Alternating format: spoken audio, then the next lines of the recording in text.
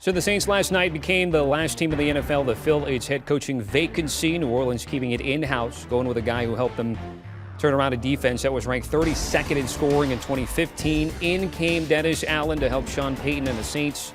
And after an adjustment year, they trended up into the top 15 for a couple of years and then top 5 each of the last 2 seasons. The former Raiders head coach, the second hiring of the day earlier on Monday. Texans also staying in-house and hired Lovie Smith to be their next head coach. Mike McDaniel officially introduced to Dolphins fans in Miami as their new head coach after spending some time as the OC in San Francisco. Vikings technically have an opening, of course, waiting on Kevin O'Connell after the Super Bowl.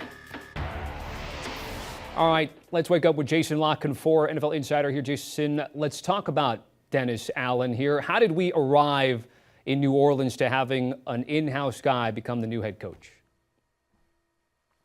Well, really, as we've kind of monitored this all along, Dennis Allen was someone who was going to be somewhat difficult to unseat and was always going to be a finalist for this job. And this was a situation where there was a favorite.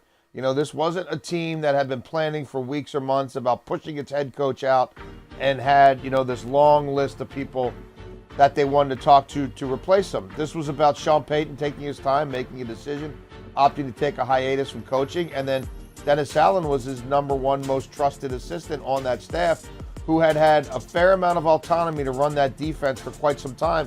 And he had helped mold it into one of the best units in the NFL, and to the point where it had become clearly the strength of that team, especially when you look at their quarterback situation on the other side of the ball. So Dennis Allen's candidacy was always going to resonate. He's got a relationship with ownership. He's got a very strong relationship with GM Mickey Loomis. He runs the side of the ball that the Saints can't afford to slip up because they don't know who the quarterback is.